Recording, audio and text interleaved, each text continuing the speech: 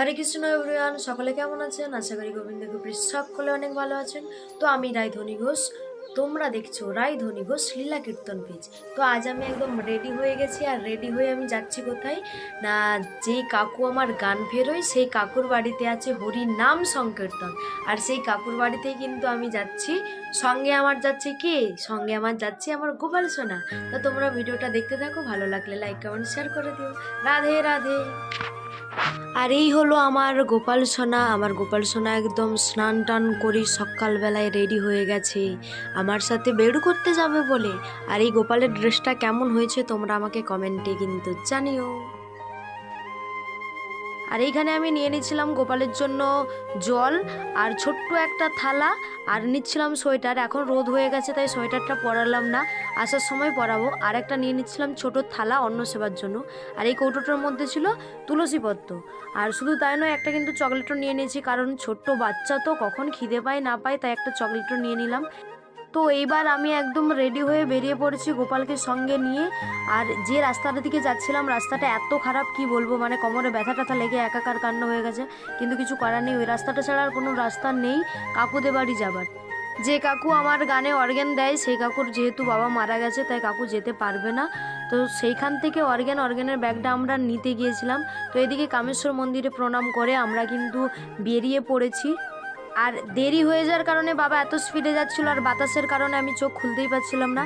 তো এইভাবে আমরা কিন্তু পৌঁছে গেছি কাকুদের বাড়িতে। আর দেখো এত সুন্দর ফুল দিয়ে সাজিয়েছে মন্দিরটা। আর এখানে ভগবানের জন্য কিন্তু ভোগ সাজানো হয়েছে। আর এদিকে কাকুরা করছিল হরি নাম সংকীর্তন। তো তোমরাও শ্রবণ করো এই হরি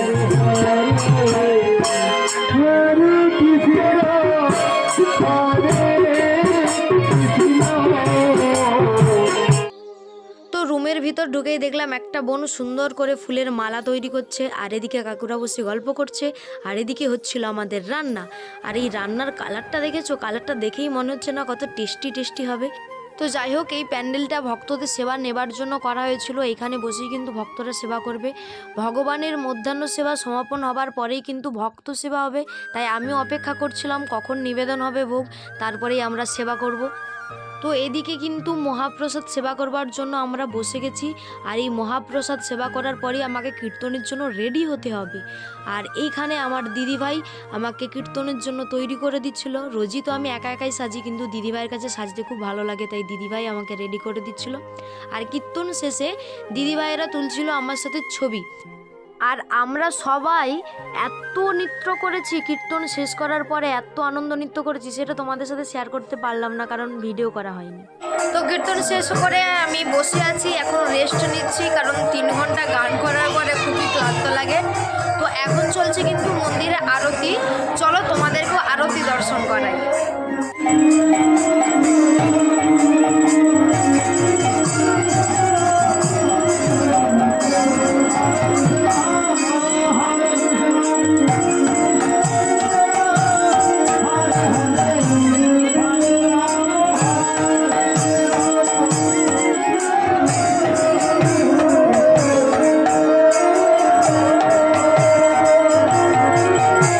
কে রে, তোর নাম কি?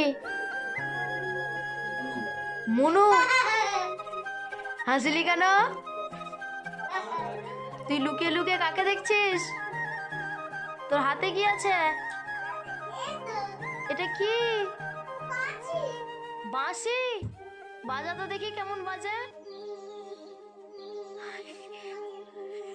আর এই মিষ্টি বাচ্চা ছেলেটা আমাকে শুধু লুকিয়ে লুকিয়ে দেখছে আর চলে যাচ্ছে, আবার আসছে, দেখছে আর চলে যাচ্ছে। আর আমি বলছি, এই কে রে? ওইখানে কে দরজার পাশে লুকিয়ে আছিস? বলছে আমি বলছি তোর নাম কি? বলছে মুনু। সত্যি বাচ্চারা কত সুন্দর আর কত মিষ্টি হয়, তাই না?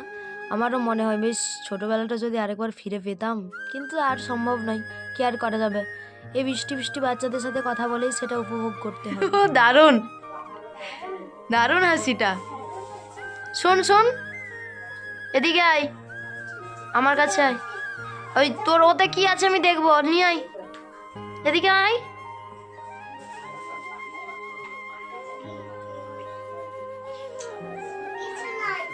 শোন না, শুনে যা।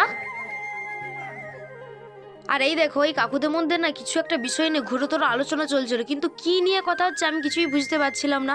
কার দায়িত্বে কি রেখেছি কি এইসব বলছিল, যাই হোক আমার তো বুঝে লাভও নেই।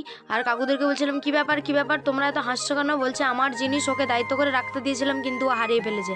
কিন্তু কি হারিয়ে ফেলেছে জানি না, কিন্তু তোমরা কি কিছু বুঝতে পারলে? যদি বুঝে থেকো তাহলে আমাকে কমেন্টে কিন্তু জানিও। আর এদিকে আমি মাথা নাড়ছিলাম আর নাচ করছিলাম একটু গোপালকে কোলে নিয়ে, কারণ নগর ভ্রমণ করে গৌরহরি আবার বাড়ি ফিরে এসেছে। তো তোমরা গানটা শোনো, শুনলে বুঝতে পারবে ব্যাপারটা।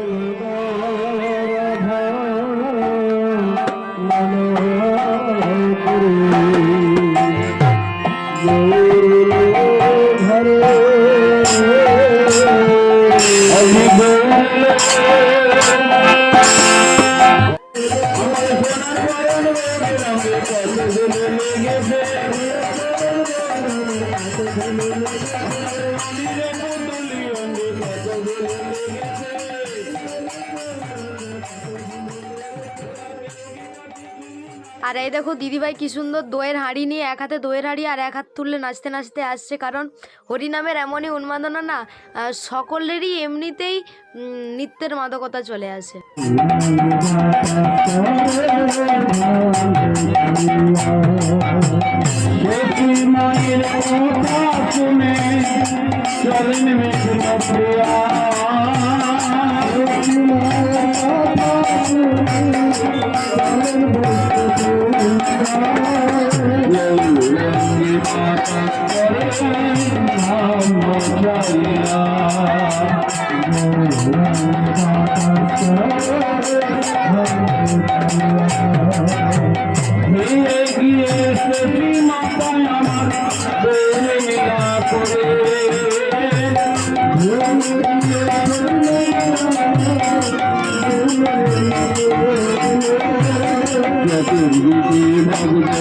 আর এখানে আমি গোপাল সোনাকে নিয়ে দাঁড়িয়ে দাঁড়িয়ে সব কিছু দেখছিলাম। গৌর সুন্দরকে কি সুন্দর মিষ্টি সেবা করাচ্ছে, তারপর তাম্বুল সেবা করাচ্ছে, আর এটা দিচ্ছিল শান্তি জল।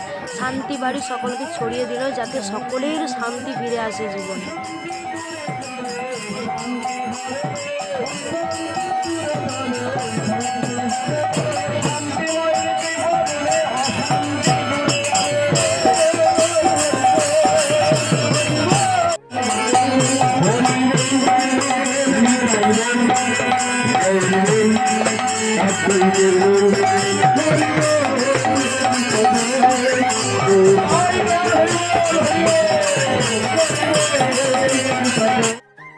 দইয়ের ভান্নটা একদম ভূমিতে ফেলবার সঙ্গে সঙ্গে সবাই কিন্তু আছাড় খেয়ে পড়ে গেছে একদম, কারণ ওই দধিটা সকলে মিলে মঙ্গল তো শুভ তো তাই মাথায় ঠেকাবে বলে।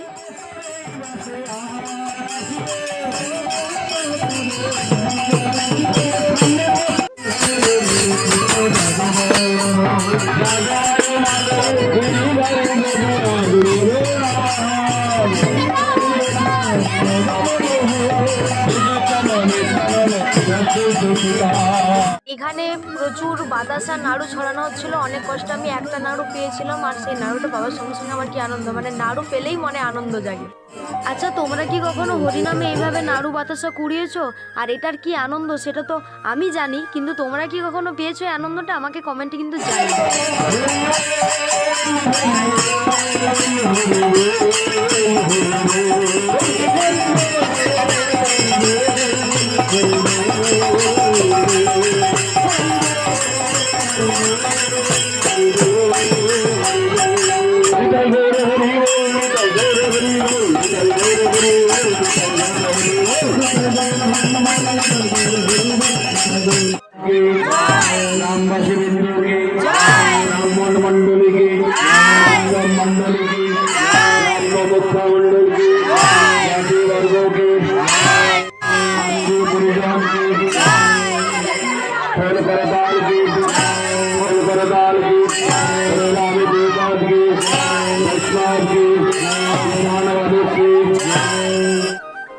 তো এইখানে হরিনাম সমাপন হয়ে যাওয়ার পর আমরা কিন্তু এবার বাড়ি ফিরছি। চারিদিকে একদম অন্ধকার, কেউ কোথাও নেই, আমি আর বাবা, সঙ্গে আছে আমাদের গোপাল, তাই ভয়েরও কোনো কারণ নেই। তো চলো। তো আমি আমার স্বর্গে এসে গেছি, মানে আমার রুম হলো আমার স্বর্গ। তো এসে গেছি, গলার ভয়েসটা বুঝতেই পারছো মানে কেমন বসে গেছে, চাপা চাপা লাগছে। তো যাই হোক, এবার আমি রেস্ট নেব। তো তোমরা ভালো থেকো, ভিডিওটা ভালো লাগলে একটা লাইক দিয়ে দাও। আর হ্যাঁ, বলতে যেন ভুলে যেও না, রাধে রাধে, জয় শ্রী রাধে শ্যাম।